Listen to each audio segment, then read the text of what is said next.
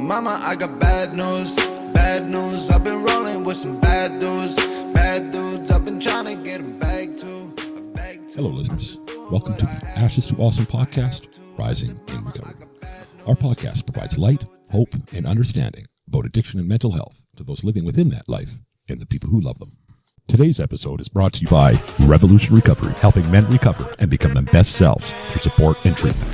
They've been there and they understand. Hello, everybody. Welcome to another episode of Kaleidoscope Wednesday on the Ashes to Awesome podcast. I'm your host, Chuck LaFLange, and with me, of course, in virtual studio, halfway around the world, Ryan Bathgate. How you doing today, Ryan? I'm well rested. Okay. Yeah. Got some golf in on the weekend. Took the kids to the pool. I wanted to get at some yard work, but you know, rain season here, so didn't really get well, a chance. apparently it is here too, because it's monsooning outside right now. It is absolutely monsooning. Yeah. I've always wondered, like, I know what it's like here. We're in a rainforest here in Lower Mainland. Yeah, and on the island was the rainforest as well, Strathcona. Yeah, and I know like that downpour's cool, but you look at like Forrest Gump or Platoon, and like that's rain. Like that is a downpour. You know what I mean? It is. Yeah, it is. Yeah, it is. It is. So I always thought it'd be cool to have that kind of like 25 degrees in that rain. I don't know, it'd be nice. I quite enjoy it myself when it rains. Like if it's lightly raining, I won't even I just don't care. I'll just act like it's not there because to me it's a break in the heat, right? You know. Yeah, totally. When it's raining like this, maybe not so much, but I like the after effect. That's for sure. It's everything is just cooled down for like 20 minutes. You know, it's nice. I had a correlation or an epiphany once when it was raining. Oh, okay. Yeah, and so sitting I lived in this place in Killarney, in Vancouver, and I'm sitting on the couch, and my dog would sit beside me. I'm staring out the window, and I'm watching the rain, and I'm thinking like up to myself, like, this is really peaceful. Mm-hmm. And then it occurred to me that rain is like sadness. And if I can be sad and at peace at the same time, then why would I ever fear sadness and not see it as a beautiful process?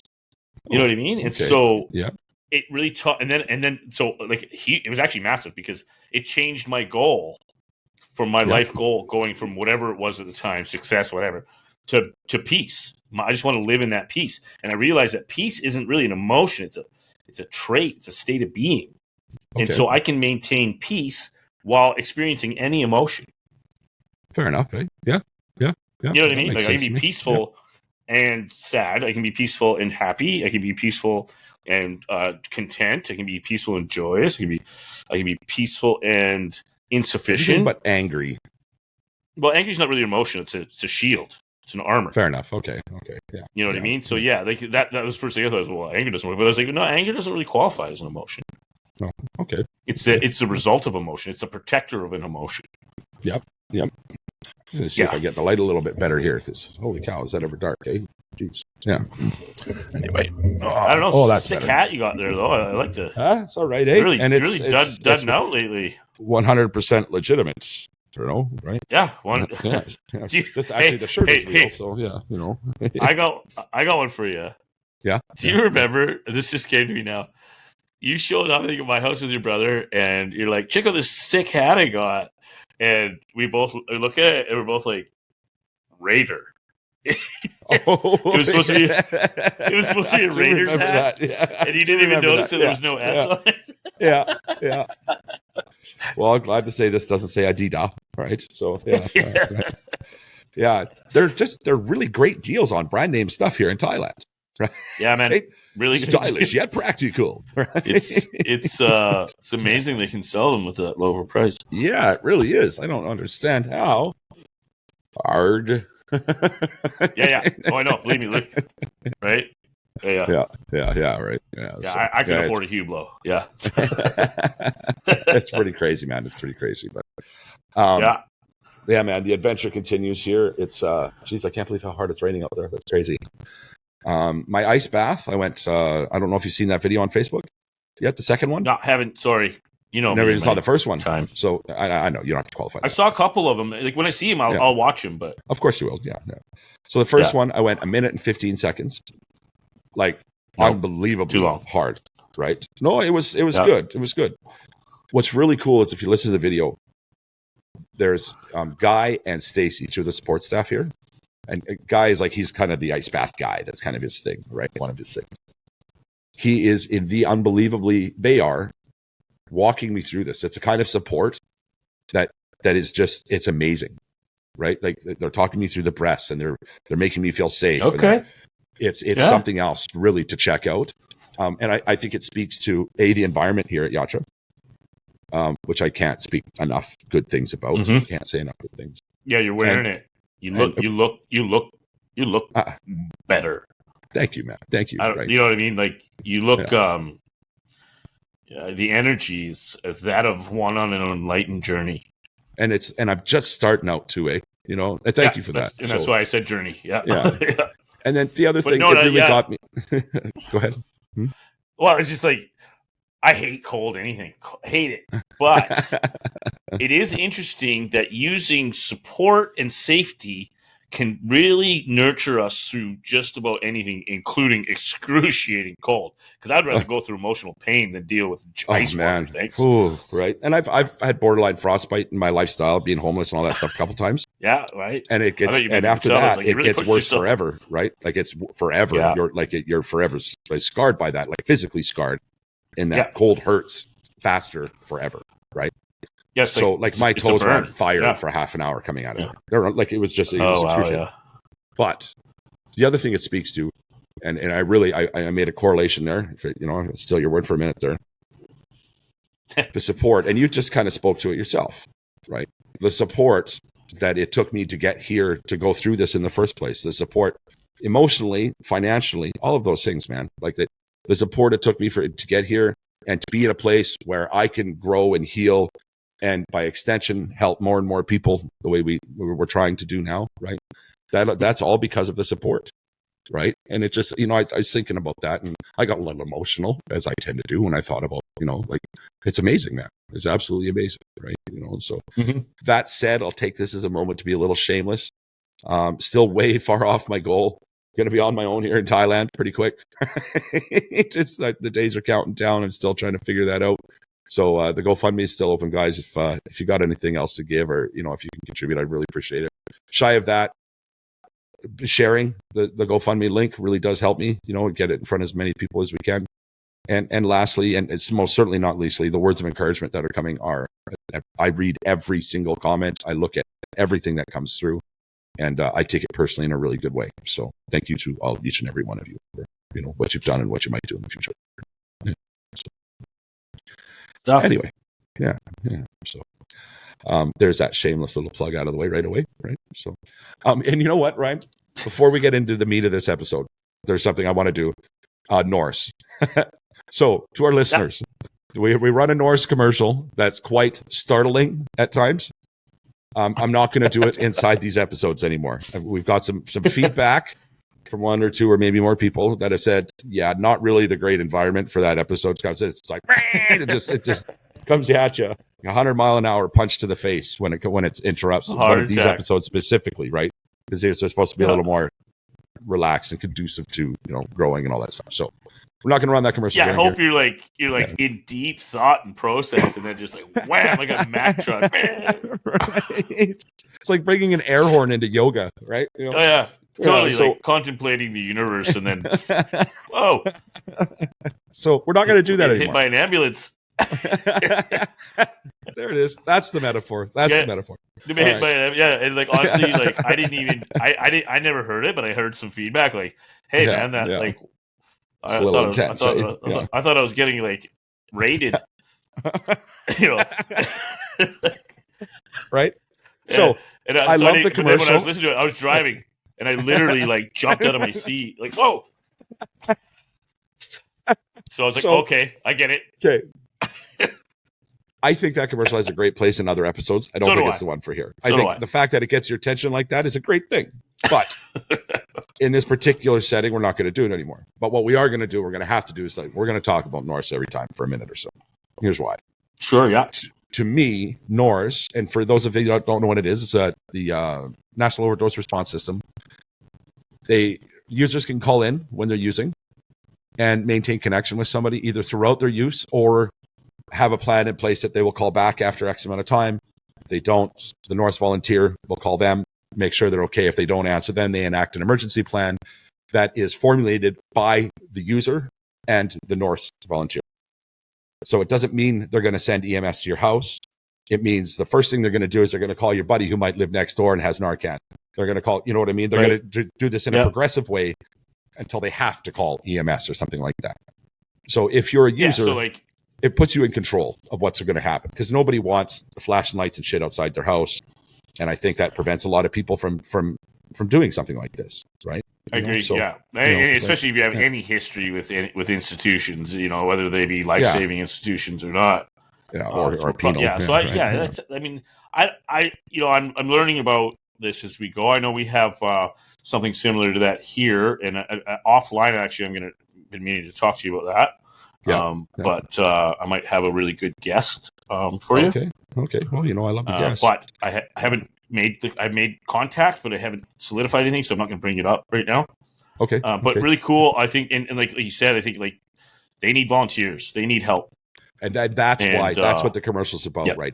They're always looking for funding, but I don't think our listeners are going to be, if you're going to fund something, I got to go fund me. So never mind Norse. I'm just kidding. Priorities. Not really, kind of.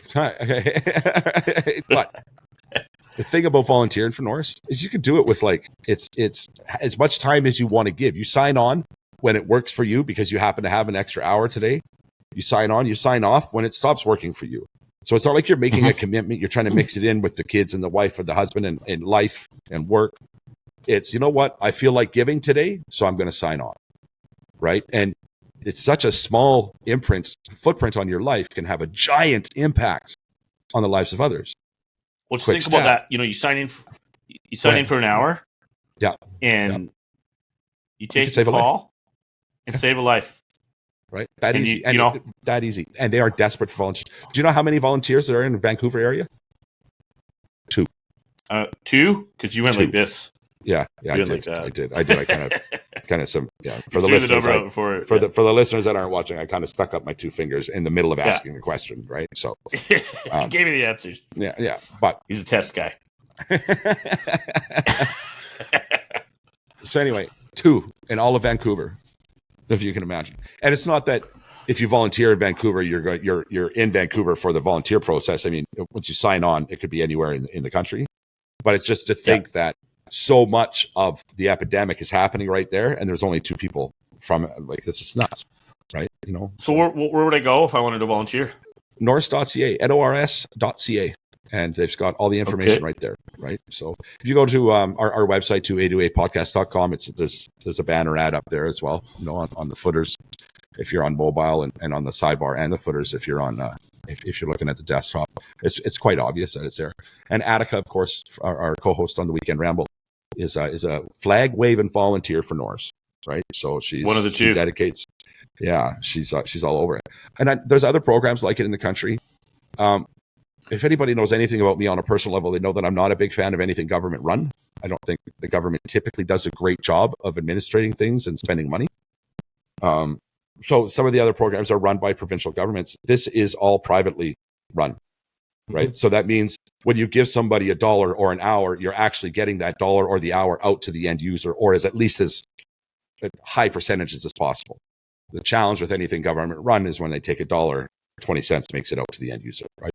Because of admin and all that stuff. So that's why I push this particular organization over some of the other outfits that are out there. That's why I try and encourage them. And there's actually some really interesting history, I think is a better way to say that. The founder, Rebecca, passed away from overdose. She relapsed, passed away. And she started out with a cell phone, right? She started out with a cell phone in the Toronto area, I think it was. And was just telling people, hey, give me a call if you're using a loan. Don't use a loan, right? And she grew it into a national thing, of course, which Dr. Monty Ghosh is a part of.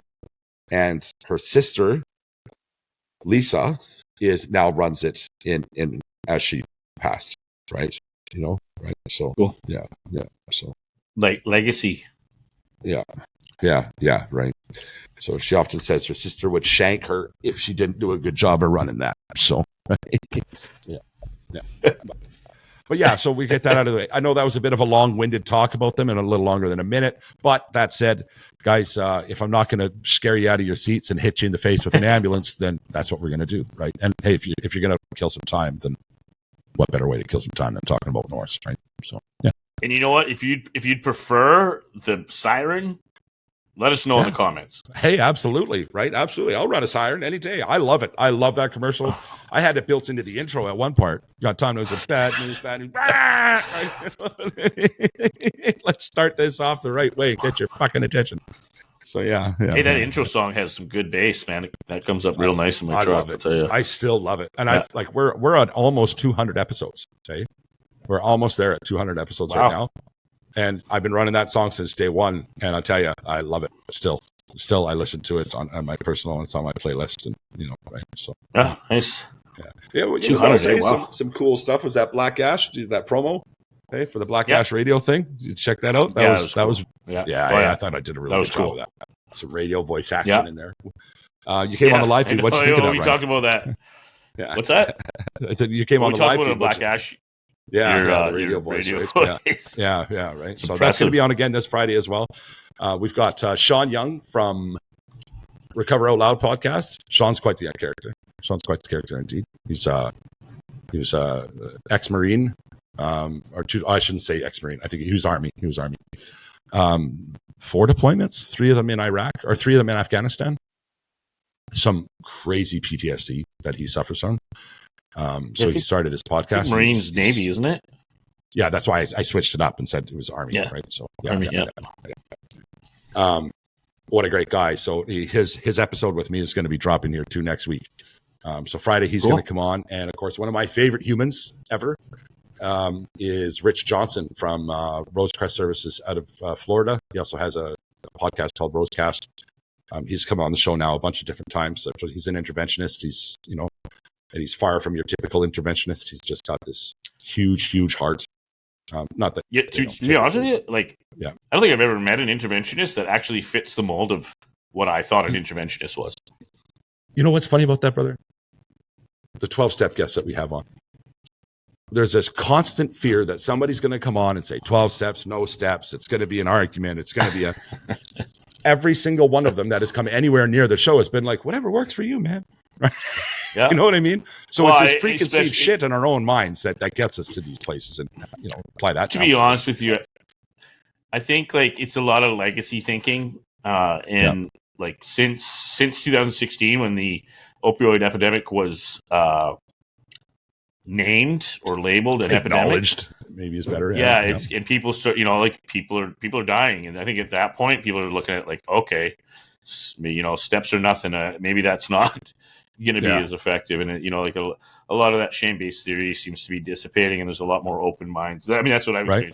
I haven't been part of the recovery community since before 2016, so my history of it is there's a myriad, but there's definitely some of those philosophies that are black and white, very linear, and so I'm not my I think favorite, you're right. But I think we have grown past most of that. I do too, right? And you know what? If people are going to make time for my opinions, I need to make time for other people's opinions, whether I like it or not. Fair enough. Well said, man. Well said. So. Yeah. I don't know. Boss used to say, "Love your idea for 5 minutes." Good advice. That speaks to ADHD right there, folks. Yeah, right. Woo! Look at that. Where are my car keys? Chris had an idea. Do it. The next 24 hours is that idea. There is nothing else in the whole universe than that idea for 24 hours. And then it gets put on a back burner somewhere, and we never look at it again. And put on the ADHD that's quite the Procrastination Express. Right, Yeah. Right, then a lot of back burners on that. A lot of back burners, not many front burners. One. Right. You got one front burner. Anyway, listen, we've killed 20 minutes, man. I know. So we got 10 minutes for theory. And my thoughts on organic conversation, right? So I'm not I'm not so my is just talking sometimes. Yeah. And I mean, today I don't know. There were some things that came up for me in the ramble, that I kind of wanted to just kind of, maybe I found myself wishing I was part of that conversation, to be honest with you. That's typically what happens with my arrogant self. Your words, not mine. Okay. It's ironic because in my microphone, I turn my voice off in my ears, which would surprise most because you think I'd love to hear my own voice. I'm of the same mind. I can't stand it. I cannot. I cannot run a show with my own voice in my ears. I can't do it. No, to be honest with you, even listening to my own shows, when we do a show and I listen to myself, I'm like, oh, you didn't say that. Well, that's because you have voice envy of yours truly. Right?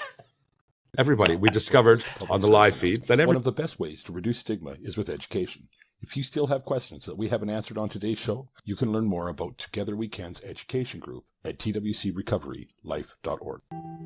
Hi everybody, this is Carl with today's public service announcement about naloxone, or, as it's more commonly known, Narcan, a medication that can help save the life of somebody experiencing an opioid overdose.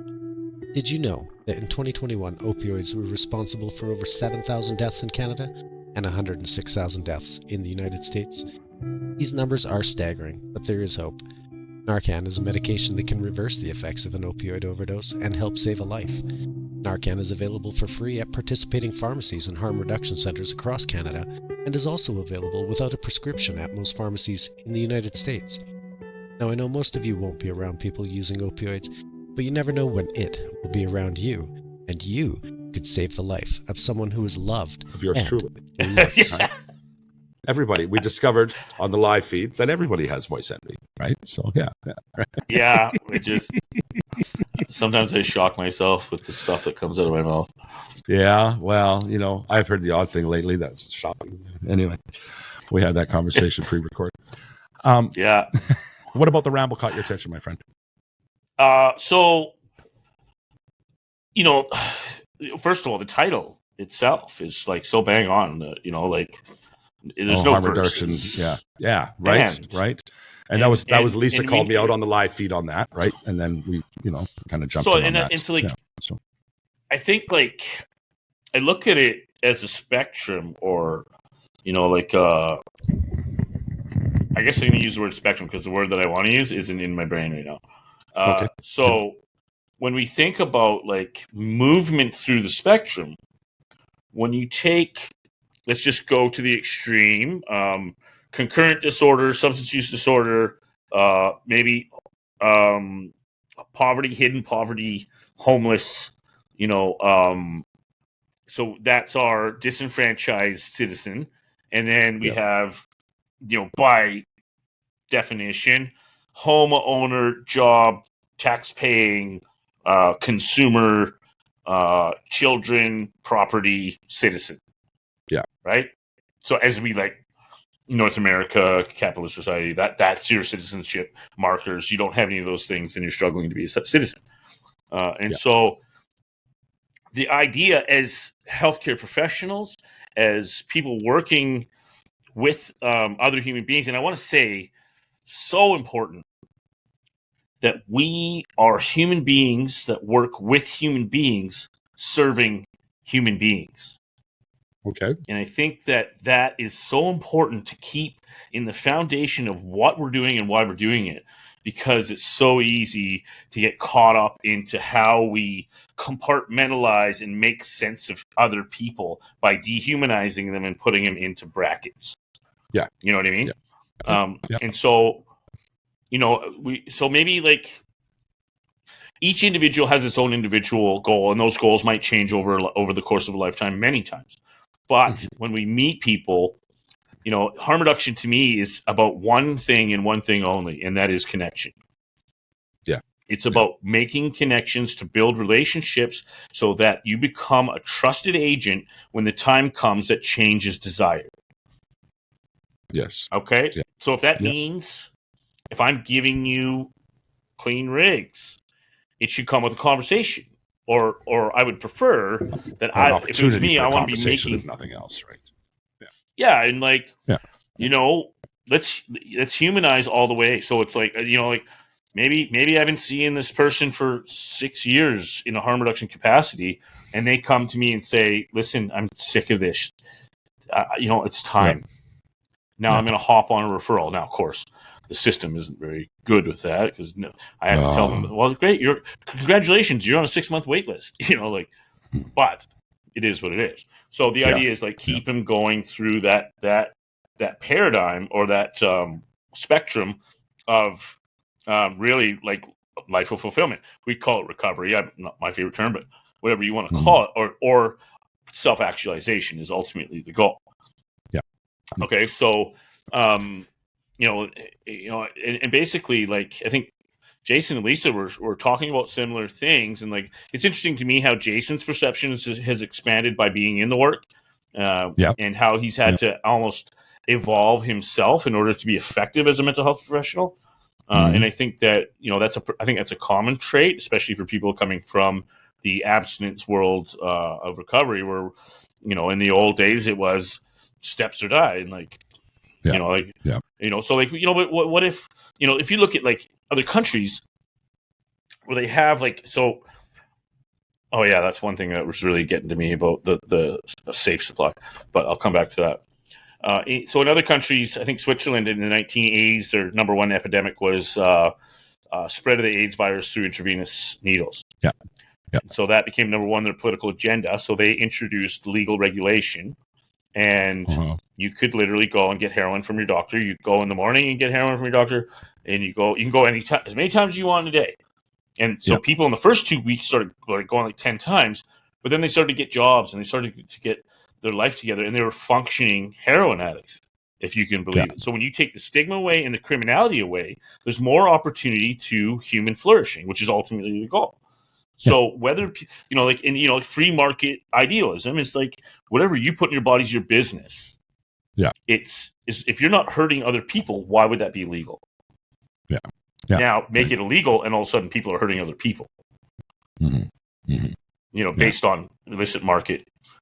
No regulation, all the introduction of violence, guns. Like you don't go to school and learn, get a degree in drug dealing.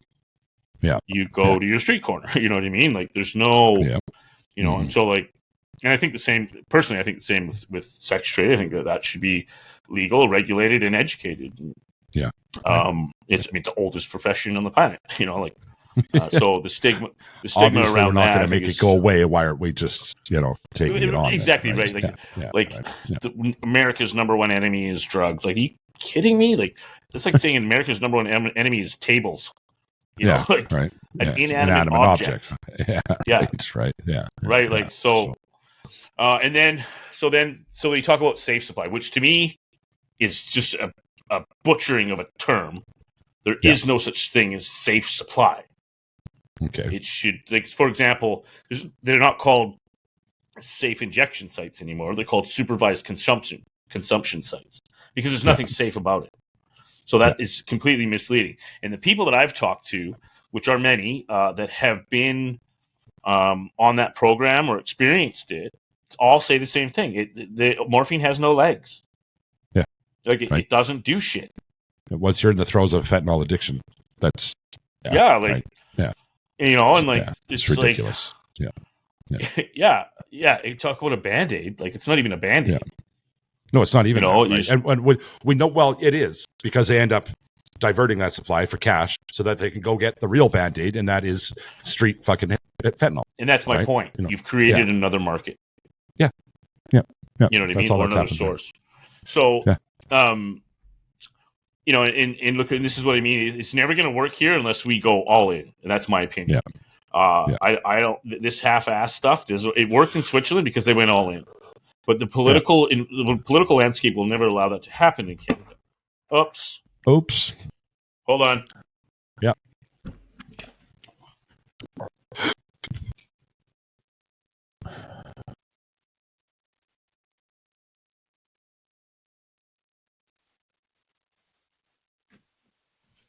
A little excited there, did you? Different angle? Yeah, it's all good. It's gonna have to do. Yeah. My holder's not holding.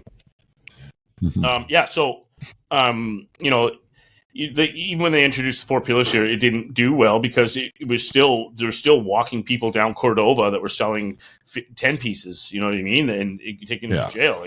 That is not the market. I mean, Portugal's done a good job. They've apparently had some hiccups, and that's decrim. Yeah. Now that's a totally different thing. Like legal, I think we need to dig into the illicit markets, and that's what we need to really hammer is the ones making billions off of this and making it really a violent endeavor and about illegal regulation or no regulation.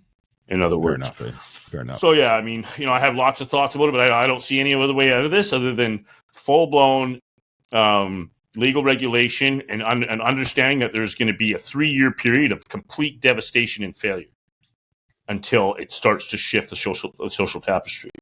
And unfortunately, the reality is with our system, our current system, political system, that nobody thinks in terms longer than 4 years, right? So, well, yeah, you think you go. So if you think it's a complete 3 years, it's going to look like a complete failure. Well, you're not getting reelected. Yeah. There goes your beach house. Mm-hmm. Mm-hmm. Unfortunately, it's probably not going to work out that way. So, in the meantime, we end up, right? Yeah. So the bottom line is, like, all these half measures are going to lead us to the conclusion that everything is a failure, and we're going to need more handcuffs and tasers and prison cells. Right. And that's the only solution that so like if you look at the way that they've been marking success of the war on drugs, it's been by busts, like how quantities that they've busted. Yeah. Which to me is let's look at the failure ludicrous. Of the war on drugs and look at our prison numbers. How about we do that? Right. All right. Let's look at 3 million plus in the United States, and they have 365 million people in their country. There isn't 3 million prisoners in China, who has over 1 billion people. It's 20% of the population, and most of them, 60 or 70% of them are not Caucasian. Not white males. Yeah. Right. Yeah.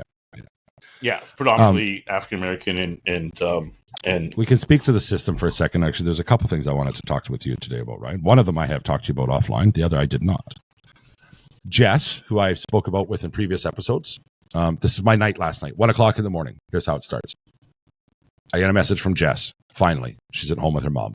I've spoken about Jess as somebody that I went to go see before I left for Thailand. Was terrified for her. I was super concerned about her well-being, being a sex worker and the struggle, like having to climb a mountain every day to get your mountain climbing gear to start your day, right? Like that's her life. And then I lost track of her for 4 days. She hadn't been online. It was terrifying. It was 2 days when I mentioned it to you. It turned into 4 days. Nerve-wracking. Then I finally got a message from her mom saying that she had talked to her after freaking her mom right out by messaging her. It was this guy, right?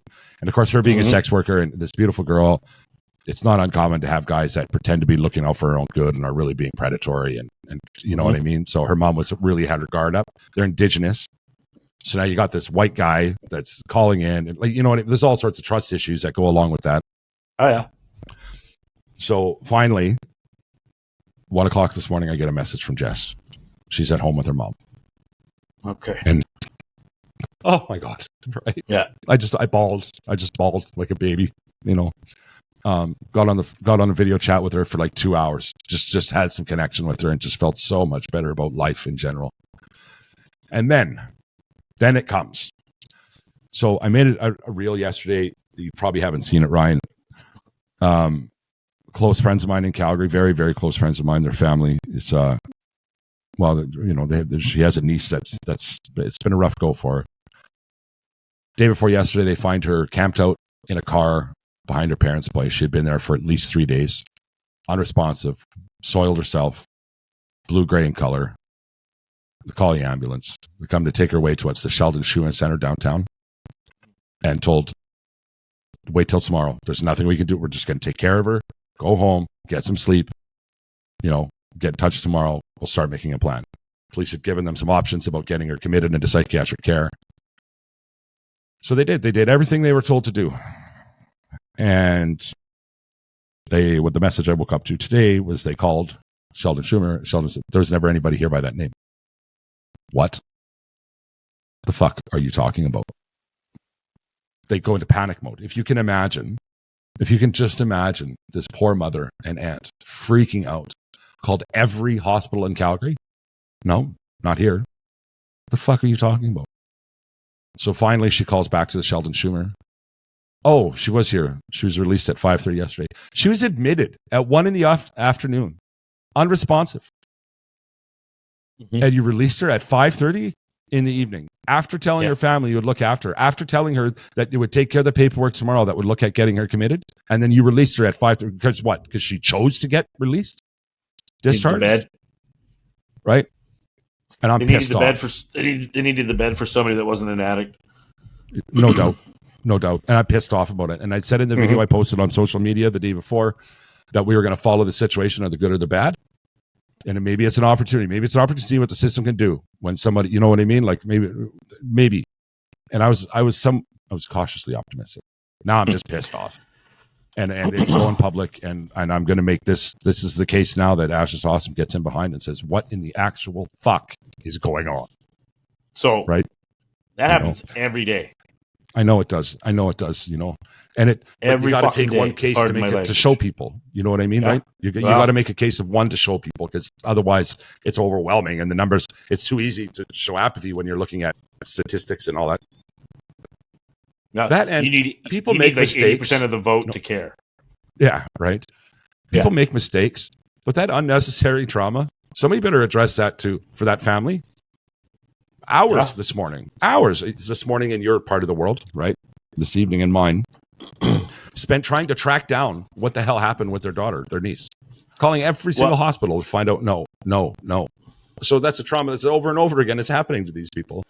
And those people could probably go get counseling, but it's not covered under MSP. So maybe right. Yeah, here we are. So I'm pissed off, and I'm going to make this is the thing we're going to talk about now in social media anyway, and it's going to get loud, and I'm going to do everything I can to bring attention to this shit show. And God forbid if something happens, they don't have any idea where she is now. They don't have any idea. It's fucking winter in Canada, folks. You know, they just found her in a car for 3 days, arguably almost dead. I mean, how far off of dead are you if you're living in a car in Canada anyway, right? In winter, right. You know, you're a couple bad hours away from passing at any given point. You know, right? East of the Rockies, anyway. Yeah, right. So yeah, that happened. That was my night last night. I didn't get a lot of sleep. I didn't get any sleep. I'll be honest with you. So it's typical. And I promised myself that I was going to do some laps in the pool, get grounded before I picked up my phone every day. And instead, I picked up my phone in the middle of the night, and that's how it went. So I had to. I've already recorded a reel on that, but I think I'm going to re-record when I'm in a better state of mind as I am now. Right? I was flipping the fuck out this morning. Let me tell you. Right? You know, yeah. I'm pretty angry about it. But, you know, yeah. And that's, oh man, it is. I'm dealing with these systems. Here's the thing: there's no one to blame. You blame a second cousin of Harvey the Rabbit. Like, that's the problem, though. That is the problem. Corporate entities that don't exist. It's sociopathic. Like, you can't blame the nurses because they're burnt out. Yeah, apathy is their only choice. They're overworked. They're underpaid. They're understaffed. Yeah, you know, the properties and the real estate prices. Doctors or hospitals need to get people in and out to make their mortgage. Yeah, to make their payroll. Like, it's just so embedded and intertwined and so screwed up that none of it. It's all in contrast to the human spirit. That's my problem with capitalism. Ultimately. Is that it is exactly the antithesis of what the human spirit is, which is about to connect, flourish, and grow. That said, my friend, situation like this ends up in front of our very dear friend, Dr. Lisa. That's not how this plays out. So my point is that maybe there should be somebody to blame. Maybe the doctor that allows that discharge to happen should take the blame or the focus. Right, you know what I mean? Because it's got to start. Somebody somewhere has to start owning what the fuck is going on. And Dr. Lisa is a great example of somebody who's doing that. Right, she's bucking the system. They did it with OxyContin. It's possible. Yeah. Like, oxys now aren't easy to get. No. I had migraines in 2008 and got oxys. Yeah. You know what I mean? So there was penalty. That's crazy, eh? Like, that's just put that in perspective. The College of Physicians to start imposing penalties and threatening to take licenses away for change to happen. Yeah. And jail time. So, because ultimately some doctors got jail time for their prescriptions. Yeah. But it takes punitive penalty to make change. It has to impact people in their wallet and in their homes in order to care enough to save some fucking lives. Yeah. Sorry. Right. No, don't be sorry. I'm not apologizing for anything that comes out of my mouth in regards to this situation. I'm just not. I'm not. Wow. We finally had a win.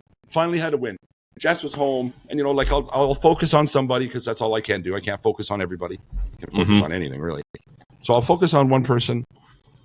We got to win, man. We got to win. And then not even 3 hours later, I get that goddamn message. No, I ain't fucking apologizing to nobody for nothing. I'm just not. Yeah, so that's why I always say we gotta enjoy the wins while we have them because they ain't gonna last. Yeah, right. Not to be too pessimistic, but when we understand the landscape of what we're up against, it's. Yeah. I personally believe if people really understood what we were up against, most people wouldn't even try. And I think I tell you, man, I wonder myself. I still do. Direction and purpose are important in my life, and it's probably the thing that really keeps me in it because I need to have that in order to flourish. So it's not selfless by any standard, right? But honestly, if we don't do it, who's gonna? Yeah. So right, and that's the challenge, man. That's the challenge. I know Chelsea Huel. She said, I said, there's lots of work to do, and Chelsea said, but we're doing it. And it's a good point, right? Chelsea from Trap House Testimony said that. So, hey, listen, why don't we get into mailbag? That works for you? I wanted to. So I want to put a pin in. Maybe I think it's time to. I know we talked about this a long time ago, and I think I'd like to get this in one of these, just based on what I heard on the ramble. Talking a little bit more about boundaries and enabling and the difference. Oh yeah. So if I get into that now, we're going way over. So how about this? Let's make a promise to the listeners, watchers, supporters to say next Wednesday, tune in because we're going to talk about boundaries, right? We're going to talk about how to manage that or some ideas on how to manage that. Yeah, what boundaries really are. Of course, we've touched on this in previous episodes, but we have a lot of new listeners since then. A lot of things have happened since then. So I feel like when we talked about that, it must have been like episode 50 or something like. Yeah, right. So it's a long time ago. So let's definitely. I will quote. It was my friend Rachel that said, "Hey, I'd like to hear more about that," and I was like, "Well, actually, we talked about this many episodes ago." So, having said that, I don't even know. Very different show back then, right? Yeah. Yeah, and that, it was before video, and I don't even know if you can get it on the website. To be honest, I think it only goes back to it'd be there for certain. But let's just do a redo and do a better job because we're better at our jobs now. How's that sound? So if you're listening, folks, that's what will be on the table for next week. Promise get into it much earlier and not just be sitting around bullshitting. But again, those are some of my favorite conversations. So take for a quick break and we'll get into the mailbag.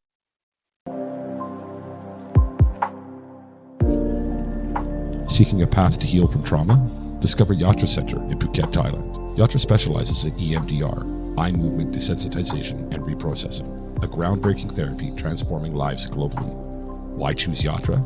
Nestled in the tranquility of Phuket, Thailand, Yatra offers both online outpatient services and immersive residential programs. Their expert therapists ensure that traumatic memories are processed, becoming less intense and more manageable. Research-backed and globally recognized, Yatra's EMDR approach doesn't just ease the pain, it targets the very core, facilitating deep healing. Whether you're at home or at their serene center, Yatra paves your way from trauma to tranquility.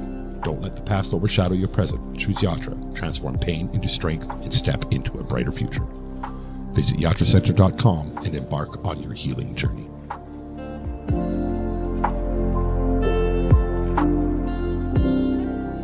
Into the mailbag. Okay, so we are back from the break. Ryan, I got a few questions queued up for you here. They are, they look like decent questions too. So, you ready? Yeah, let's do it. I feel like we should have some sort of sound effect right now for mailbag. $20 words. What's that? $20 words. Yeah, there you Cha-ching. go. Yeah. Cha-ching. All right. I know they have a song mail, the show I watched the called AOL sound effect. Sorry, I just occurred to me. Yeah. Oh, there you go. That's what we're. They have a sound effect in one of the shows I watch with the mailbag, and it's like, I don't know. I think it's got to be like Homer Simpson or something singing, "Mailbag, it's your mailbag." I don't know. Anyway, really, eh? Well, maybe I'll try and hack They're that. out there. Yeah. I'll find it if it's out there. Okay. All right.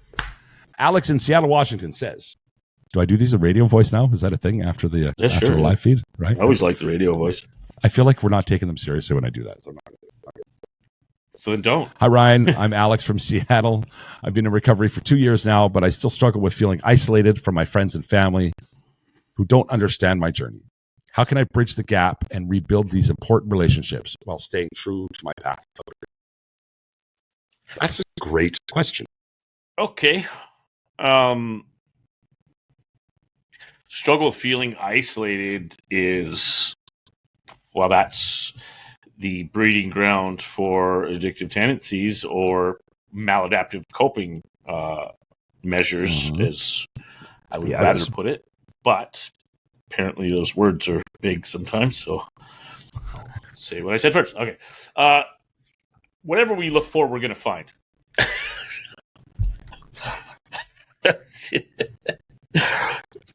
Anyway. All right. Okay. What I'll say, Alex, is like there we can always find commonalities.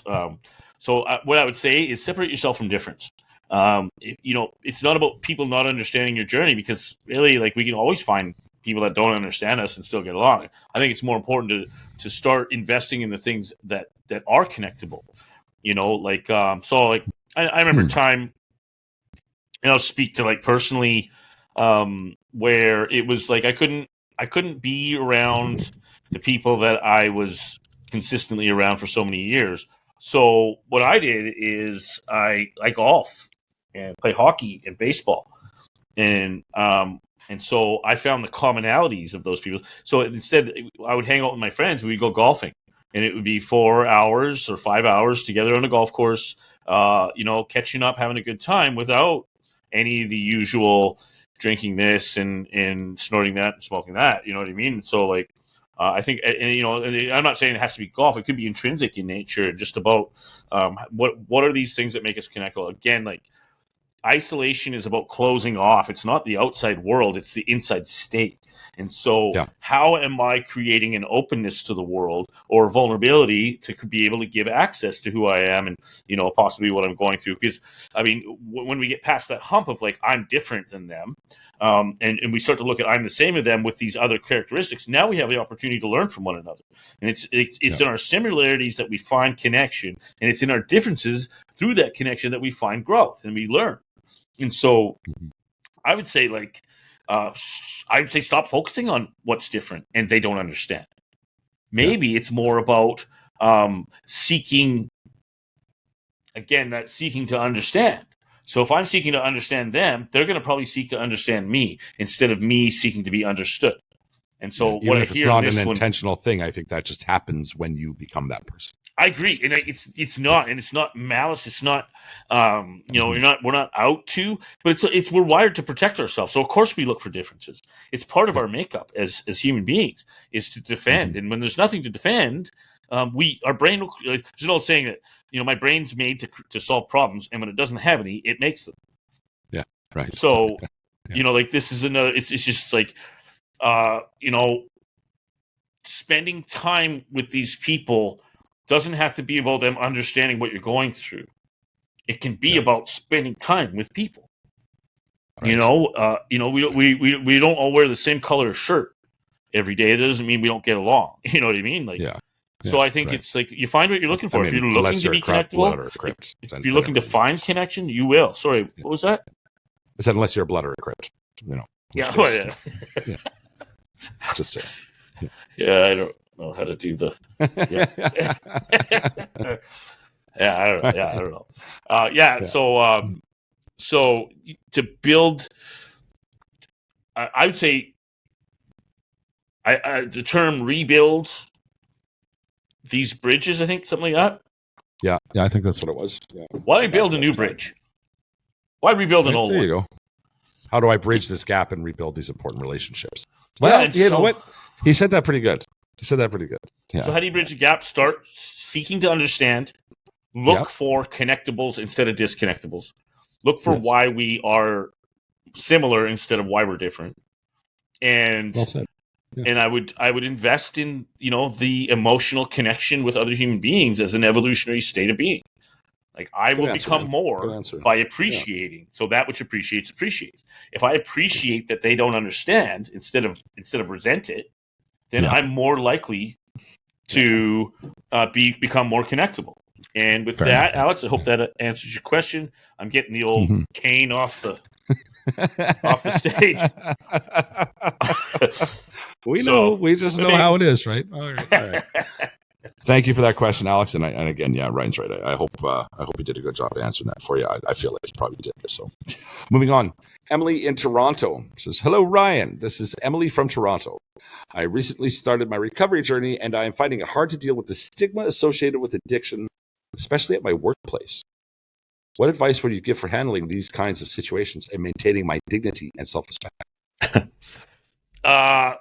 Emily, me too. It's funny. Like, I just got asked to sit on a board in the city I live in, specifically about addiction, or not about it is about part of it's about addiction, but it's about stigma. It's about stigma for racism, intersectionality, homelessness, drug addiction, mental health. Anyway, so when you say intersectionality, what do you mean by that? Intersectionality is you're gonna make me explain that. I'm gonna give you the proper Wikipedia on it. Yeah, the meaning. The interconnected nature of social categorizations such as race, class, and gender as they apply to given individual or group, regarded as creating overlapping and interdependent systems of discrimination and disadvantage. Through an awareness of intersectionality, we can better acknowledge the ground differences among us. So where races meet, where different beliefs meet, and they cross, and so it's a contact point of different cultures or different races or different genders, and how we apply whatever it is that we apply to it, whether it be understanding, whether it be seeking to be an ally, or whether it be discrimination. And so I think about it as like, how about a black woman in the workforce? Like, there's intersectionality every day in her life as she goes to work and is, treated differently, underpaid, system, personal, all this kind of discrimination. And so how do we handle that intersectional point of existence? So, not to go on a run there, but I want to go back to Emily's stating. I think like when we're in the workplace, it's like I know. So we have to. I think it's important to have a strong sense of self as we're in this, our own journey. And our journey is ours. Our reality is ours. It has its own fingerprint, and so I can have a boundary around what I'm okay with being around or discussing, and what I'm not. And so, like, I look at it as like, the choice to educate. For example, today we were talking, and the word overdose came up a few times, and I thought, we're a group about stigma, and we're using a term that reinforces stigma. I asked to challenge the term, and I asked that we use the term drug poisoning based on the same things we've talked about. You never hear about someone with an alcohol overdose. And so how that term splits alcoholics from drug addicts being different, which it's a malady, like it's legislation. Right. Yeah, and it's born in racism. To be honest, I mean, right. So don't go down that path. Don't go down that rabbit hole right now. Okay, I won't. But so how do we? But I like the words dignity and respect, self-respect. So I would just be firm and articulate in my message. It wouldn't be aggressive. Mine might be, but I wouldn't recommend that. I would just be firm in my boundaries, and that's not something I'm comfortable with discussing, or for me, it's probably like, I find that comment ignorant, and don't say that shit around me again. But right. I can't recommend that. The best way to slaughter anybody in a disagreement is just to do well. Yes, right? Keep showing up at work. Keep doing your job. Keep showing people that right? Like what are you stigmatizing here? You know what I mean? That's the best way to kick it. Kick ass, you know? And I completely agree with that. I think, carrying ourselves at a high standard as well, it increases our confidence in our intrinsic resources like self-esteem, self-worth, self-respect. And so, I think know who you are. I'd say what you mean what you say, stand behind what you believe. Don't apologize for your beliefs. Right. True story. Story. Good. I hope, Emily, that helps. So thank you very much for that. Now we have a question from Michael In Austin, Texas. Hey, Ryan. Michael from Austin here. No. Fuck, I did it. Okay. No. Sorry, Michael. Do that. Sorry, Michael. I am very sorry for that. You know what, Michael? You win radio voice question of the day just because I am as a dick. So I'm going to do the radio voice for your question. Hey, Ryan. Michael from Austin here. I've been sober for 5 months now, and I'm curious to find out about new, healthy ways to cope with stress that used to lead me to substance use. Could you share with me some effective strategies or practices that work for you and others that you've counseled? There you go. Yeah, okay. Radio voice of the day question goes to you, big winner. Someday I'll have like prizes for people, but right now, radio voice is best to get. So, yeah. So, first thing I'm going to say to this is, and I'm going to use a profanity because it was a title of one of our episodes. Fuck the noise. And so, when we think about these stresses, it's like, let's qualify them as stresses first. Like, is this actually stress, or is this just noise? Is this adding to the hum in the background that always makes me anxious and uncomfortable? And so, if we think about healthy ways to cope, it's just like, first thing I need to do is ground. I need to be present in my own existence. I need to gain the self-awareness so I know that what choices I have, and those choices are, fuck the noise is a choice. I'm taking this thing and I'm looking at it and going, is this important? Is this fit into the trajectory of my goal of life or what I'm trying to do or what I'm trying to accomplish? And if it doesn't, it's noise. Let it go. It doesn't matter. You know what I mean? And so that's like, I don't know, 90% of stresses. Like, even when it comes to a job, it's just a job.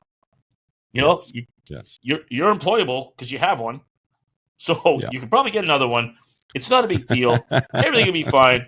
EI is not great, but it doesn't last forever. It's just. And then the other thing, honestly, what I like to do, and I don't know if this is something I want to promote, but worst case scenario. What's the worst thing that can happen here? Mm-hmm. I get fired. Oh no! Like, I've never done that before. From every job I've ever had. Yeah. So you know what I mean? Like, how big of it? And if it is a big deal, then I would say support, get vocal, get vulnerable, be with whatever it is you're with. Allow those emotions to process. Let them do their job. If it is a psychodynamic stress that is, it's probably not important, and it's probably noise, and it's probably creating this psychosomatic disconnect, an interruption of rhythm. And so so that's, I just want to let that go and get back to, like, not a big deal. I can deal with it. I've been through this before, or I haven't been through this before, but I'm pretty confident in myself, and there's no such thing as failure as long as I'm trying. You know what I mean? So I mean, just really, it's like, stress is, we experience it as a hormone, cortisol. And so in order to get those levels down, the physical part is, the first thing, I guess I should have started with this. Take a deep breath. Get as much oxygen in your blood as possible. Diaphragmatic breath reduces cortisol, which makes stress go down. From there, we can decide what the options are, make a choice, live in the freedom associated with that choice. I usually say, fuck the noise. It doesn't matter. It's not actually a big deal. Yeah. And if I worst case scenario, I'm still okay. You know what I mean? Right. Yeah. So everything from there, it's fine. Yeah. Yeah. So, all right, my man. Look at that. Well, thank you very much. That's an episode. Yeah. Hey. Thank you, Michael. Sorry for trying to make fun of your Texan accent. I did it terribly. I would not call it a Texas accent. No, good point. Good point. Yeah.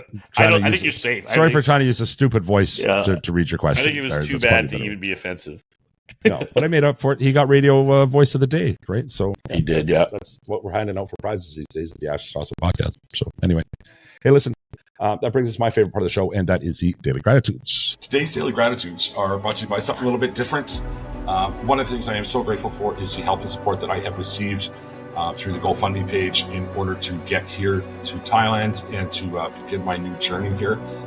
For those of you that aren't aware, I came to Thailand to take advantage of a scholarship that was offered here at the Yatra Center to address some of the traumas that even now after a year being in sobriety, which is not that long, and building the platform and trying to help people as much as I have in living, breathing recovery for this last year as we build the podcast grows and our audience grows and we try to help people. Some of the big T trauma stuff that I faced in my last couple of years of active addiction, it's actually quite debilitating. Further than that, I don't even know what kind of stuff I'm going to start addressing after my journey moves on here through Yatra Center. The thing is I'm not coming home. I'm not going back to Canada. I'm here to stay. Right? I'm here to stay because it's a sustainable way to keep doing the podcast. At the end of the day, in Canada, I was making much less money than social services would have paid me had I chose to go that route. And that said, out of that money, I still had to cover my expenses for the podcast, and et cetera, et cetera. So I was living a very hard life that way financially. So it just made sense to stay here in Thailand, where the cost of living is so much cheaper. Just before I left, one of my sponsors has had to pull out. I won't say the name of it, but they're broke. Right? The new landscape in Canada has meant that there's a lot more competition because people are taking advantage, and I don't want to get into it. But anyway, my sponsor's broke. I'm continuing to advertise for that person, for that sponsor, because they helped me out in a time when they didn't need to help me. They didn't need the extra business. Well, now they do, and so I'd be remiss if I didn't do anything to try and drive some business to their incredible facility. But that said, I find myself on the other side of the world trying to figure out how I'm going to make it. I'm a little nervous. At the same time, I know things will just fall into place if I keep, doing the right thing, making good choices, living a good life, helping people. I have found that life has a way of coming full circle, and that I'm going to be okay. However, I do have to ask, the GoFundMe page is still going. I never even came close to my goal before I left.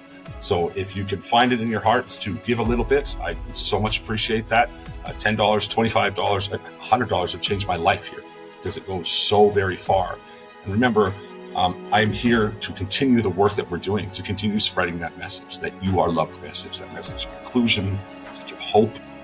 And I can't imagine myself doing anything else. That's why I just moved halfway around the world with everybody I know and everything I know, because it's just too important to me. So if you can't help out, sharing the GoFundMe, it's on the Facebook page, of course, means a lot to me as well, to help get that word out. So anything you can do would be much appreciated. And that's enough for me rambling on. Let's get into our daily gratitudes. Thanks for listening. Back to the show. Daily gratitudes. What you got for us today, Ryan? Of course, beautiful family. So supportive and awesome. I'm extremely grateful for people in my life that allow me to be me without the need to change who I am. And they're few and far between, but they are certainly powerful and impactful. And there are a few of them that are close to me that, fact is I probably wouldn't be here without them. And I certainly wouldn't be doing what I'm doing without them. So, people. I'm grateful for people. That's a good one to be grateful for. Mm-hmm. I am grateful for a monsoon that has ended and an incredibly beautiful day that has emerged. Trust in the emergence, because it is beautiful out there. Trust in the emergence. I like it. There you go. Right? Yeah. So I am still thankful for bougie water bottles. Yeah, I need some of those. Look at this one. Ghetto. Look at you. Classic. But I used to have those, and then my mom got a job. Right?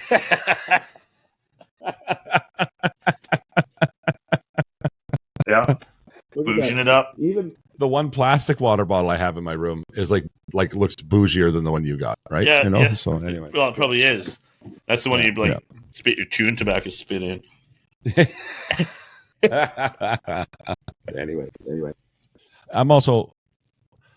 I am thankful that Jess made it back to her family. As am I. Unbelievably grateful. No jest, but I get. Yeah, right. I am thankful for every bit of support I get, emotional, financial, all of it. It's just the most amazing situation. Everybody here at Yatra, man, this place is nuts. It's like, did I tell you about the food? Yeah, but you can't. I don't like spicy food, so they changed the menu because I shouldn't be stressed out about lunch. Right?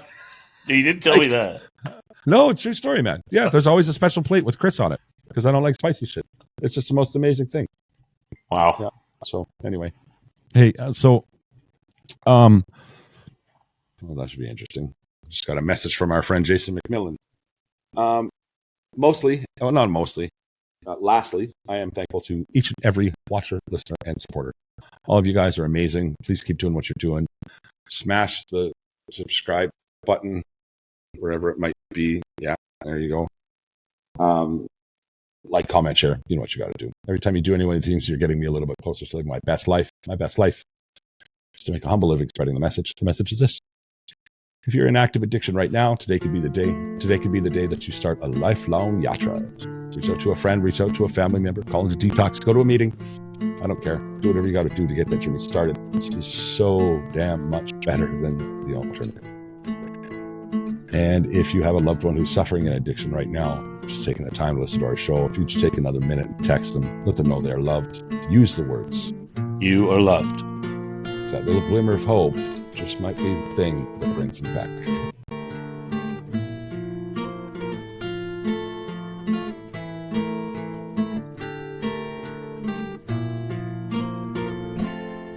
My body's getting cold.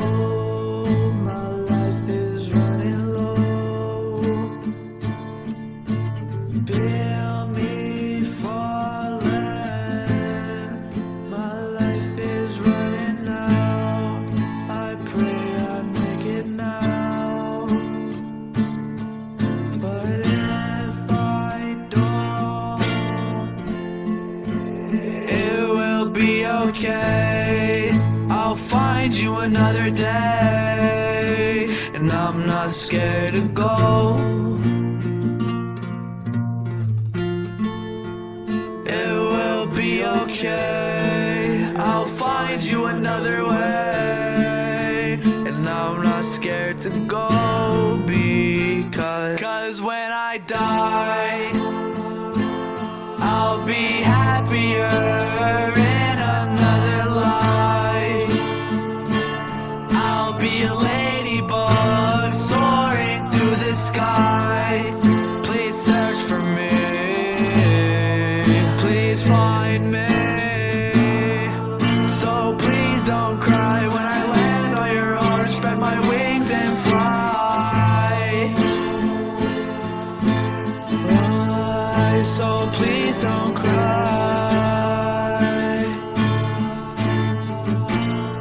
Spread my wings and fly.